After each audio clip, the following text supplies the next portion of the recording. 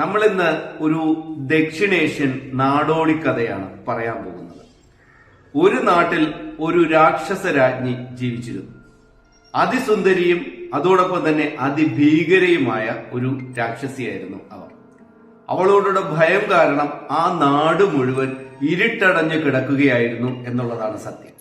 ഈ രാജ്ഞിയുടെ പിടിയിൽ നിന്ന് ഈ രാജ്ഞിയെ മോചിപ്പിക്കുന്നതിന് വേണ്ടി അവളുടെ ഗുഹാ കൊട്ടാരത്തിലേക്ക് അനവധി വീരന്മാർ പോയി എങ്കിലും ഒരാള് പോലും തിരികെ ആ നാട്ടിലേക്ക് മടങ്ങി വന്നില്ല. ഒടുവിൽ നാട്ടുകാരെല്ലാം ചേർന്ന് ആ നാട്ടിലെ അനാഥരായ 2 യുവാക്കളെ എവിടെ നേരിടുന്നതിന് വേണ്ടി പറഞ്ഞയക്കുന്നു.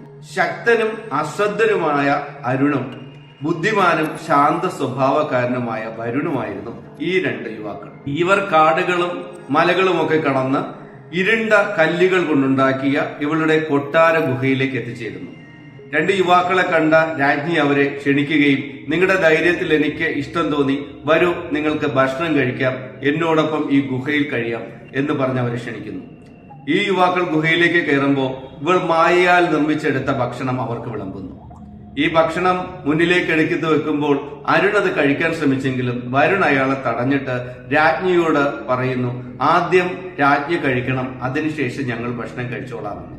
അപ്പോൾ രാജ്ഞി വൃത്തിയായി, എന്താ എന്റെ ഔദാര്യം നിങ്ങൾക്ക് ഇഷ്ടപ്പെട്ടില്ലേ എന്ന് ചോദിക്കുകയും വരുൺ ബുദ്ധിപരമായിട്ട് എല്ലാ മഹാരാജ്ഞിമാരും അവരുടെ അതിഥികൾക്ക് മുമ്പായി ഭക്ഷണം കഴിച്ച് ഭക്ഷണത്തിലെ നേര് നെറിയും ബോധ്യപ്പെടുത്താറുണ്ട് എന്ന് പറയുന്നു. ഇതോടുകൂടി ക്രുദ്ധയായ രാജ്ഞി ഒരു പാത്രത്തിൽ നിന്ന് കുറച്ച് ഭക്ഷണം എടുത്ത് കഴിക്കുന്നു. മാന്ത്രിക വിദ്യയാൽ ഈ ഭക്ഷണത്തിൽ ഭയം ഒളിപ്പിച്ചിരുന്നതിനാൽ ഈ ഭക്ഷണം ഉള്ളിൽ പോയതോടുകൂടി രാജ്ഞിയെ ഭയം ആവേശിക്കുകയും അവൾ ഭയത്താൽ മൂടി ആ ഗുഹയുടെ ചുവട്ടിലേക്ക് മാറുകയും ചെയ്യുന്നു. ഈ സമയത്ത് അരുണ് ഗുഹയ്ക്കുള്ളിലേക്ക് കടന്ന് അവിടെ ബന്ധിച്ചിരുന്ന മുഴുവൻ പോരാളികളെയും മോചിപ്പിക്കുകയും അവരോടൊപ്പം നാട്ടിലേക്ക് തിരികെ എത്തുകയും ചെയ്യുന്നു.